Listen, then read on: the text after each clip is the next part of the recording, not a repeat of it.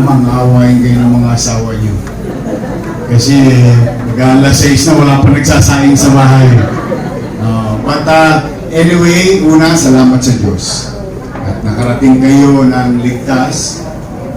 Dahil gusto namin kayo makita sa Ninoy. Oo, sana nakita ninyo yung buong Maynila. Every day, twice a day. District 1, 2, 3, 4, 5, 6, yung mga kasama natin kaagapay. Pinuno ang Ninoy. Alam ko naman na may kanya-kanya tayong dahilan. Maaaring kasi yung may trabaho, may gawain, emergency, may sakit, and so on and so forth. Kaya, pinilit namin na akapin pa rin yung iba natin mga kasama. Kitain pa rin natin sila at makausap pa rin. At makapagbigay ng tagubili sa susunod nating 60 days to go. 60 days to go na lang. Kaya, salamat sa inyo. At salamat din, kanina nga nabanggit ni Chief na ang Kaagapay para sa aming mga bagong miyembro, no? Alam na, Kaagapay, nagsimula yun. Actually, parang ganito ng karami yun. Kasi na yung buong distrito sa Tondo when we started it in District 1 in 1998. Then in 2007, lumawak na tayo at lumaki na lumaki. We are now more than 50,000 strong Kaagapay in the entire city of Manila. Bakit tayo dumami? Siguro, masasabi natin na kahit papano naman kayo, yung mga antikong Kaagapay dito, na nakipaglaban sa akin ng puyat. Yung poster niyo, pagkagising nyo sa labas ng bahay niyo, tinanggal na, naiinis kayo. Lahat ng hirap, parusa, no? Na dinaanan natin, ng mga laban natin nakaraan. Pinaglaban niyo isang tao. Napanood niyo yung video. Worth it pa? Yes. Talaga? Yes. Worth it yung puyat niyo, yung pagod niyo, yung hirap niyong itaguyod at ipaglaban ang isang kandidato na pinaniniwalaan ninyo na totoong maglilingkod sa ating lungsod. Worth it pa siya? Yes. Are you proud? Yes. Talaga? Sobra. So may mukha kayong ibabalik sa inyong mga kaanak at kamag-anak at kapitbahay na nung araw na kinukumbisi nyo nung araw, na lalo-lalo na noong 2019, mabigat ang kalaban natin noon. Napakahirap ng laban natin noong 2019. Dalawang higante yun na kalaban natin. Pero dahil sa inyo, dumami tayo at nagwagi tayo. At I hope, nandito ako sa harapan nyo ngayon, at least kahit paano, lalo sa inyo ko sasabihin, at tatanungin kayo, I hope I did not fail you. I hope na pagtagumpayan natin ang lahat ng pinangako natin sa taong bayan. In fact, noong 2019, ang hirap ko ng paniwalaan.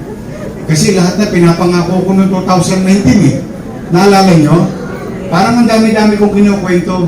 Tanong, after 3 years, despite kahit na may pandemya, nangyari lahat yung pinangako. So, babalik kayo ngayon sa inyong mga kaanak. Ilang araw, ilang gabi, simula ngayon, hanggang pagdating ng araw ng paghuhukom. Please, meron kayo magagamit ng mga bagay na sa tingin ninyo, nagtotoo lahat ng ipinangako ni Isko para sa mamamayan ng lungsod ng Maynila. Bakit ko yun kinukwento?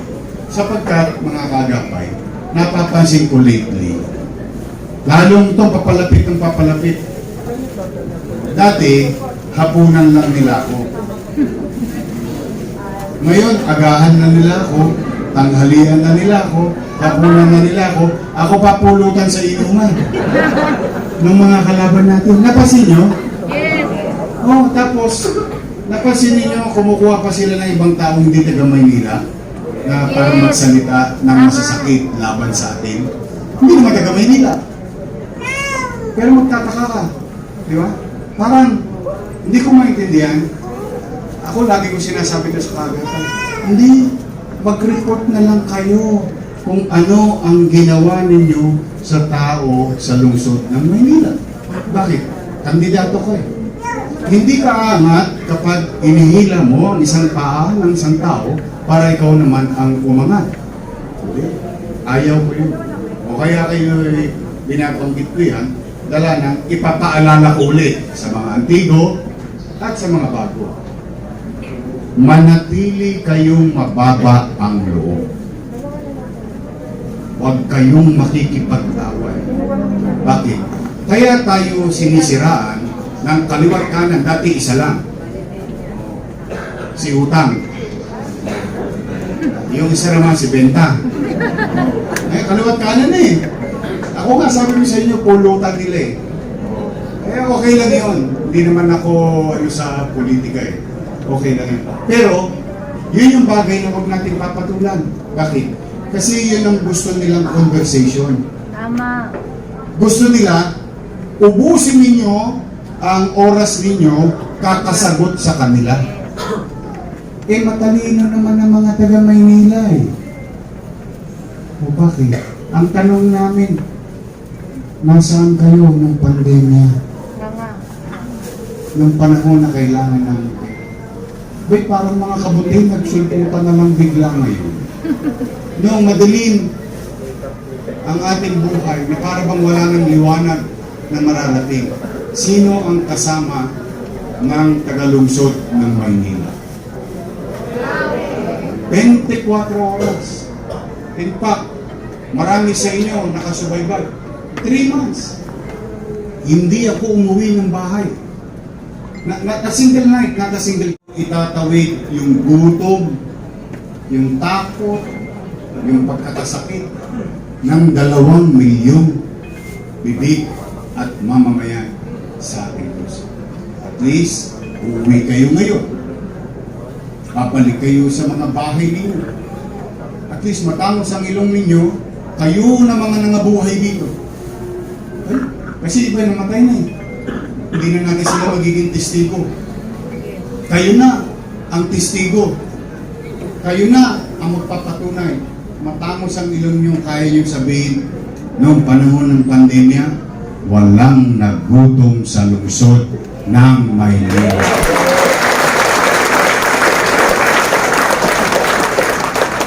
Tama ba? Yeah! Matatalino mga taga-Maynila. Totoo lamang. Ngayon, kung paano ko ginawa yun, hindi ko makalala pwede yung paniwala.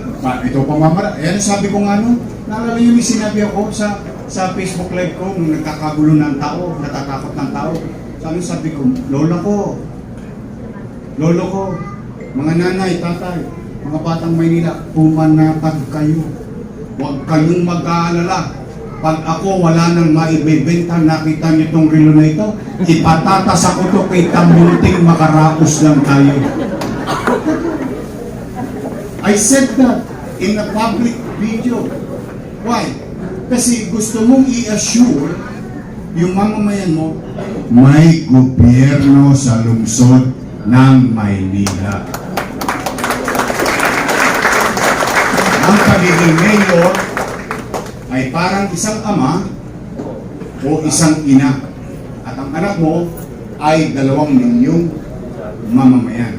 Umaasa sa iyo. Tanong, taas ang kamay ng may anak dito. May apo. May pamilya. Real talk. Kapag walang makakain ang pamilya nyo, gagawa nyo ng paraan. Talaga? Ito ba na isusubo mo na lang, ibibigay mo ko? Tama? Kaya ka lahat ng cambio, lahat ng kwenta, inaabot mo eh. Tama mali? Pag nakita mo na yung nakaturban, ayun na si Bombay, pwede lang bumaga. Tama mali? Mairaos lang. Maitawid lang. Tama mali? That's also being a mayor. Hiningi mo yan eh. Pahala ka eh. Pala desisyon ka eh. Gusto mo maging mayor, then akalain ko ba magpapandemya? Ikaw ang humingi niya sa tao na mag-mayor ka. Hindi ibabalik mo sa tao, reklamo. Ang ibabalik mo sa tao, solusyon sa problema at katayuan ng iyong pamilya. Kaya itong laban natin, magaan tong laban natin. Bakit? Magre-report lang tayo sa taong bayan. Bakit naman gano'n? Siyempre, naniniwala ko, matatalino mga taga-Maynila. Hindi tayo makukuha sa dila-dilata lang. Sa bigas-bigas lang. Ako naman, ang payo ko, pag natapuan kayo nun, kalawitin nyo, sayang din yung pansahin din. Sayang! Oh! Tirahin na tirahin. Pero naman ang taong bayan yun eh. Oh, totoo lang. Sayang din naman. Kung maka 5 kilo ka, ba? Tipo mga 3 araw, 4 na araw na yun. Tama ba? Kaya ako, wag tayong maninira. Wag tayong makikipag-away. Magpakababang loob kayo. Katulad ng dati pa. Kasi habang kayo nagpapakababang loob, pinapahaba nyo naman ang kamay nyo. Akapin ninyo ang kaya nyong akapin. Sabi nga sa mag-asawa, pag bagong kasalan, sabi, humayo kayo at magparami. Tama ba? Hindi ng anak ha. O ng nakasama. Kaya tayo, lagi tayo, we can stay humble. Always humble. May takot sa Diyos, may paggalang sa kapwa. Pero we have to be firm.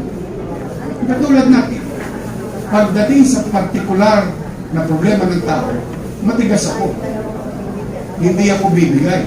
Kahit kakampi kong politiko, pag mali siya at maapektuhan ng tao, nilalabanan ko. Bakit? Firm ako dun eh.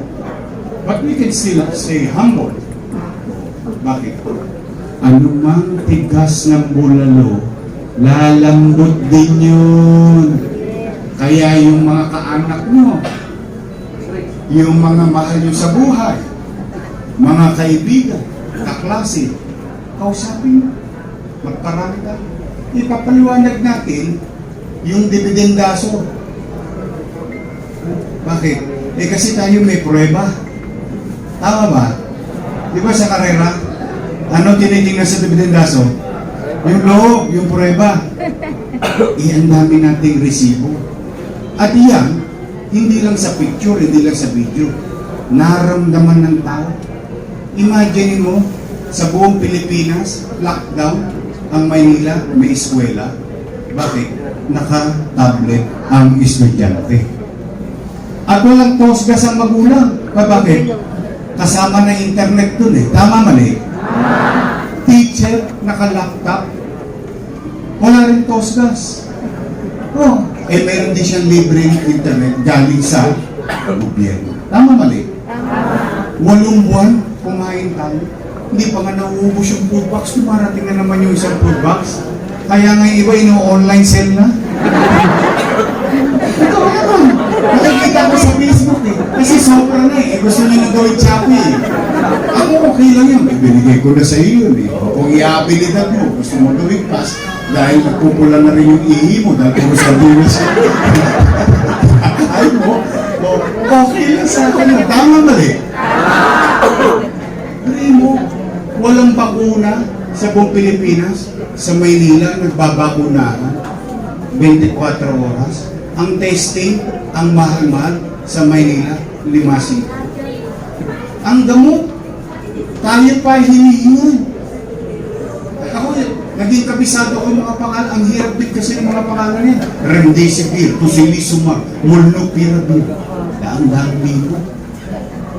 Ang halaga. Kahit bilyonaryo, I'm telling you straight, kahit bilyonaryo, hindi makabili. Bakit? Wala siyang access. Pero gusto ng Maynila, maabilidad, naka-access. Dang-dang, mabuhay lang. O habang nangyayari ang pandemya, ay tinatayo. O tingnan, ito, maganda to. Timing na timing, 2 araw pa lang, sariwang-sariwa na. Sino makapag-iisip na darating ang araw painit ng painit ang panahon? Nung araw, kinakancel ang eskwelahan dahil may ulan. Tama mali? Ngayon, kinakancel ang eskwelahan dahil mainit. Tama mali? Ibig sabihin, palala ng palala ang ating kapaligiran at pahirap ng pahirap sa mamamayan. Tama mali? Akalain mo, 4 na eskwela, 10-story, fully air-conditioned public school na gawa ng pandemya. Na siya naman palang bagay na sasagot at tutugon sa future situation. Imagine mo. Tapos yung ginawa ko daw sobra. Ano raw, masyado daw malaki. Masyado daw ano. Anong gusto nila? Mema? May masabi lang? May magawa lang? Eto, ang problema nga dyan, actually, 4 na eskwela na yan. Ang problema nga dyan, yung magulang. Nagkakaproblema. Nanghihingi ng jacket yung anak. But, keeping aside, tingnan nyo the vision, the foresight of your leader. Who would thought that giving such good environment in the classroom will be a must today? Magiging kakailanganin, dati parang luho. Ngayon pala'y kakailanganin na siya. It's now a must. Why? Kung nakita yung heat index, pwede ka na mag-print ng itlog sa kalsada. Tama na yun. So what more we can do in the future? Diba? So, marami kayong maikukwento. Kaya hindi natin kailangan sagutin yung gusto nilang conversation. Kasi, masinin ninyo, hindi ko alam, yung iba sa inyo dito nakarating na doon sa patawag nila.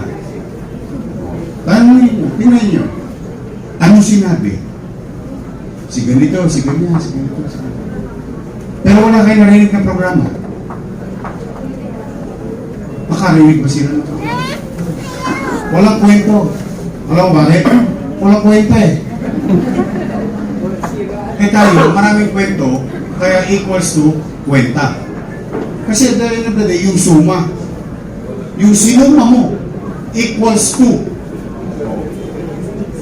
responsibilidad, hiningin, binigay ng tao. May mandato ka. Ginagaling mo ba ang tungkulin mo sa taong bayan? Yun ang itatanong ng tao. Ano ang ginawa mo sa amin? Eh tayo na may pandemya po. Nakaraos po. O, ngayon, puro sila utang. Hindi naman bago yung utang na yun eh. Luma na yan eh. Bakit? Bago pa sila mag-mayor, nandiyan na yung utang eh. Eh bakit nung araw? Gusto mo maging mayor? Eh alam mo namang may utang. Nung sinisingil ka na ng taong bayan kung ano ginawa mo, ang sinisi mo may utang. Hindi, totoo.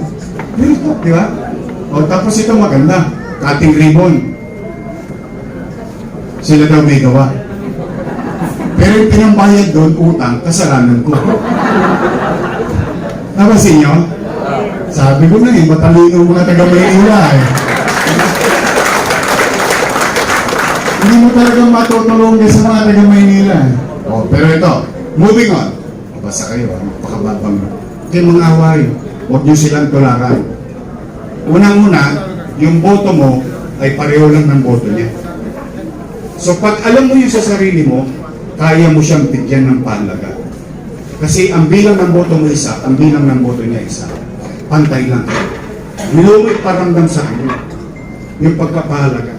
Pag kinakausap mo ang asawa mo, kinakausap mo ang anak mo, ang pamilya mo, o pagkatapos mo sa loob ng bahay, kung nanwakali, yung kapitbahay mo si Marites. O sabi mo, o pagkatapos si Marites, yung sa kanan, si Tolets. Tol, anong latest? Kung baga, dadami tayo kung ang ipinakikita ninyo ay paggalang sa kapwa mamamayan at kababahan. Ngayon, tatanungin ko lang, survey lang. survey lang. Hindi ko mo kayo kaagapay. Tatanungin ko kayo bilang mamamayan. Napapansin niyo ba?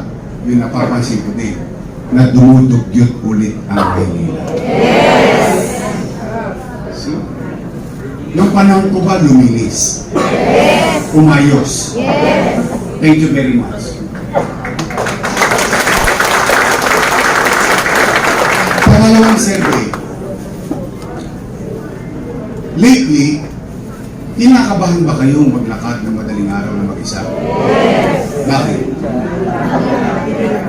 Naglipasin ko na naman ng mga tulogis. Tumpo ka na naman ang tulogis niyo. Sa Arte, Rahabago, Waluna, Abad Santos. Pati nanay, kinakabahan. Bakit? Papasok sa eskwela yung anak niya, hindi niya alam. Baka mamaya, buti sana kung nakalawit lang yung cellphone. Yung cellphone, pwede lang ipangutang ulit sa bumbay. Yung mamaya, madisgrasya yung anak. Tama mali? So, may tatukulit tayo dahil napapabayaan ng peace and order situation sa Maynila. Yung ba nararamdaman natin? Naalala niyo ba nung panahon ko? Hanggang madaling araw, may gobyerno sa lungsod ng Maynila. Tama ba? Nung araw, ang Maynila parang ano, GMA, Master Showman. Walang totoo naman. Bakit? Kasi gusto ko iparamdam, mapamahirap ka, mapamayaman ka, habang natutulog ka, at ikay malapit ka sa purgatorio, sa lalim ng tulog mo, panatag na panatag ka, the back of your mind, ang nasa isip mo habang nasulog ka ng bahay, ay hindi, may gobyerno pa sa lungsod ng Maynila, sa kalsada namin. Tama nga rin? Gusto nyo bang ibalik yun? Pangatlo, so kalinisan, kaayusan, at kapanatagan. Gusto niyo ba ulit magkaroon ng opportunity of growth ang Maynila? Tayo yumabong ulit. Bumalik ulit ang tiwala ng mga negosyante. Eh bakit mahalaga yun? Una, trabaho. Pangalawa, buwis. Tama mali? Gusto niyo maibalik yun? Nakita ninyo, kahit iba't ibang bahagi ng mundo, kahit mga ambasador, kinilala ang Maynila sa bilis ng paglago. When I became mayor, nung binoto niyo ako mayor noon, noong 2019, out of 17, number 16 ng Maynila. Bago ko umalis, number 3 ang Maynila. Ngayon, ang gawin ninyo, siya sa atin ninyo yung kiniklaim ko. Bakit? Tayo yun, yung mga batang Maynila tayo. Now we are out of 17, we are now number 17. Talo pa tayo ng pateros sa economic growth. So ano ibig sabihin? So yung kadugyutan, yung kriminalidad, masama pala talagang epekto sa hanap buhay ng tao. Una, sa damdamin ng tao. Sa mata ng tao. Eh, siyempre kung nakikita mo ng mga dugyot, puro bandil at libag eh. Naibag-visit ang tao. Nakukusumi ang tao. Tapos wala kung kapanatagan, naiinis ang tao. Natatakot ang tao. Anong sa tingin yung isipin ng mga negosyante? Aalis ng Maynila. Tama mali? O tayo nung siyempre, magkakabrad na tayo ngayon. Walang negosyo, walang trabaho, equals to tambay. Nyanyaga ka naman sa kanto, pre, no latest. Dito to, ako'y binibiro-biro ko yan, pero sa totoo, yan ang epekto kapag ang pamahalaan, hindi tao wala tayong panira, basta pamahalaan, at ang pamahalaan hindi nagtatrabaho. Pag ang pamahalaan hindi nagpa-function properly, kapag ang pamahalaan hindi nagpa-function efficiently, ang resulta, decline. Decline. At yung pag-decline, unti-unti yan mararamdaman ng utaw. Tatama yan sa tao. Kaya ngayon, gusto nyo bang ibalik ang sigla ng Maynila? Yes! Ano? Handa na ba kayo? Yes! days to go. Handa na kayo? Yes.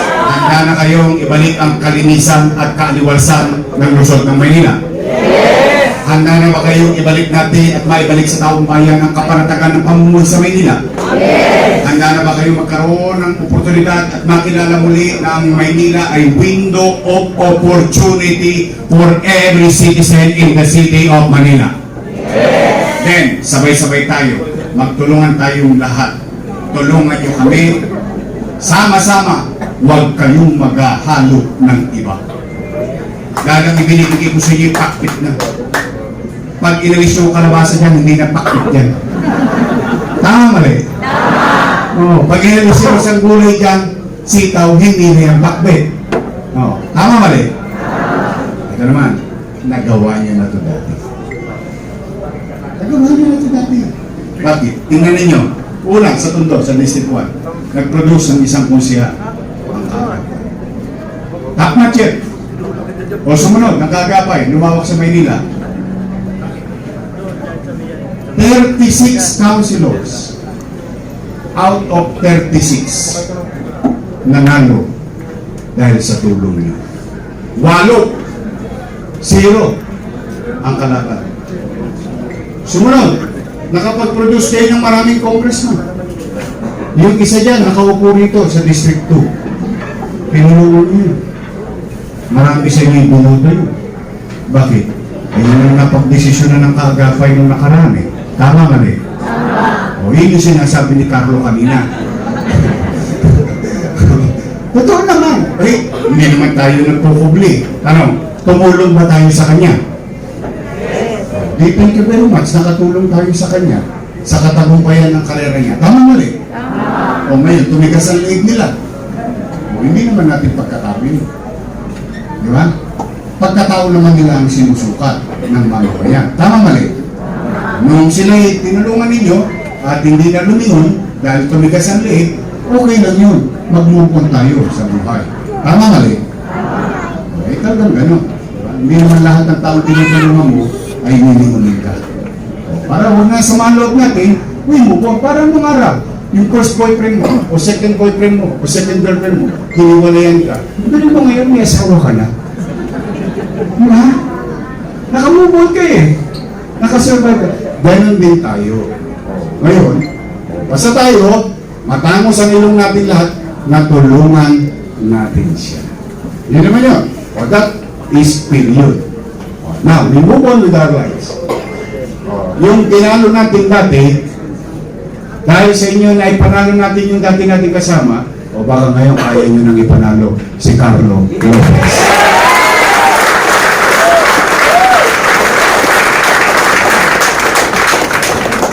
Kayo ang naglagay. Kayo rin ang mag-aalis. Tama ba? Ganun. Walang pait.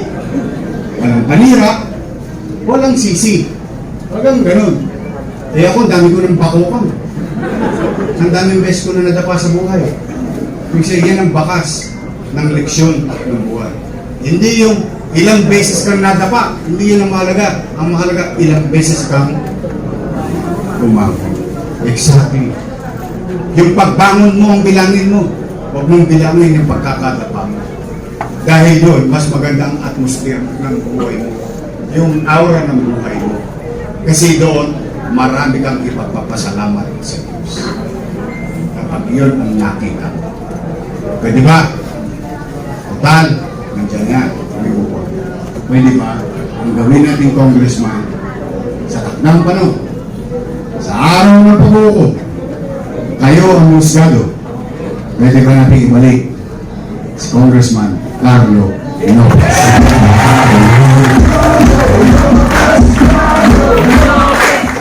Ang nagawa nila, anim na congressman. Anim ang congressman sa Maynila. Ito pa maganda.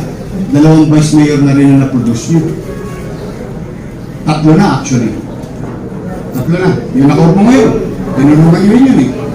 Tama mali? O sino-sino mga tinulungan yung vice mayor? Ako. Dahil sa inyo, naging vice mayor. Tama mali? At saka yung isa. Ano si Mama? Tinulungan niyo ba? Tinulungan ba natin? Good for her. Ano siya? Tama mali? Sabi sa inyo, wala tayong pait eh. Walang bitterness dito talaga. Nakagawa na kayo. 3 na. Ang nagawa ninyo, Vice Mayor. Pwede ba? Gawa tayo ng record ulit. Pang-4, may pupulo sa kaagapay na Vice Mayor. Chief Atienza.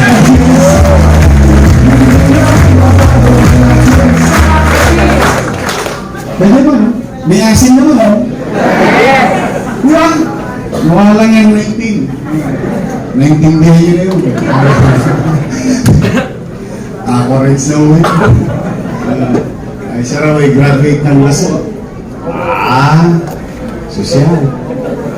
Dahil ko naman siya. Ako ay graduate ng Ateneo. Ateneo de Tondo. Tondo High School. But siya graduate ng political science. She knows the job. Plus the fact that yung tatay niya, dating Vice Mayor, alam niya, she knows how to be presiding officer of the City Council of Manila. Tama na? Kaso? Magaang event, ha? Alam niyo bakit? Alam mo, pinakamahirap sa isang produkto, pag ang naglaban, Pepsodent at Colgate. Yung kandidato natin, Colgate. Tama mali? See? Mas madaling ibenta. Nandito naman, yung ating mga your questions. Ito nga pala, pasimplihin natin, ha, pagdating ng takdang oras, yung kampanya. Simple lang, your Miss Choice Street. Yun lang, hanapin lang natin, your Miss Choice. Para madali. Kasi pag your Miss Choice, yun yun eh. Pag your Miss Choice, dalawa lang kasi naman pagpipilian ninyo eh. Your Miss Choice, matamis. Yung kabila, Ladies Choice.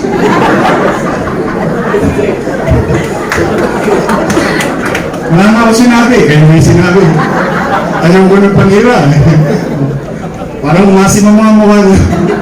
Totoo naman. Di ba? Totoo naman. Your Miss Choice na tayo straight. Ang dito, Nico Evangelista. Romel Miranda. Rolong C. Awi Sia. Marami talagang kamag-anak nito. Puro kamag-anak. Tsaka si Robby Ong. May nilakas na siya. At siyempre, ang laging nanganguna sa District 2. Totoo naman eh. Ano Tagalog na number 1? Nanganguna. Tama? Masipag naman to. Kabats ko to eh. Batch 19 kami nung kusya. Ang ating kusya, Edward Tan. Kompleto na tayo. Tapos na. Uwi yan. Hindi kasi, panatag naman ang kalooban ko eh. Bakit? Akalain nyo, naniwala kayo sa akin? Ginawa nyo akong mayor? Kung ikukumpara doon sa mga naging katunggali ko, mabibigat yun ha. Uy, in fairness naman, malaki tawa kaluluwa ni Mayor Leo. Mabigat ng laban eh. Yung isa naman, si Joseph Estrada, dating presidente. Pero mo, uhugin yung kinampanya nyo. Awa ng Diyos. Nagtagumpay na. Pero at the end of the day, yung tagumpay, things of the past. Ang tanong, yung resulta, nagtrabaho ba? Naglingkod ba? Naging tapat ba sa kanyang tungkulin? Yun, ayos na ako dun. Dalawang mayor na. Gawin natin, 3 mayor na. Ang i-produce nyo, babalik na ba tayo? Ano yan? Survey yan, survey yan. Ano lang, kakatuwaan lang. Hindi naman to, tapatin nyo lang ako. Anong feeling nyo sa barangay nyo? Mananalo tayo? Yes! Talaga? Yes! Landslide? Yes! Mahal tayo ng mga kapitbahay nyo? Yes! Ng mga kilala nyo? Yes! Hindi napipili ba yun? Yes! Kasi konting taste na lang. Leg pa na. Leg pa na tayo sa Gedli. Hindi, ako basta ako, I always trust you. I always believe in you. Kaya nga kinakausap ko, sabi ko, alam mo, yung mga kaagapay ko, nag-aabono pa sa akin yan nung araw. Totoo naman. Marami yan, gumawa pa ng sarili lang poster, sarili lang t-shirt, pamasahin nila. Ang tinitira lang namin doon, tinapayan. Nagkatalo kami sa tinapayan. Pero, hindi kami kayo. Yun ang backbone of my success in politics. Kayo yun. Kaya, kung nagawa nyo dati, rehearsal lang to. Uulitin lang natin. Inupo natin sila, tayo rin ang mag-aalis sa kanila.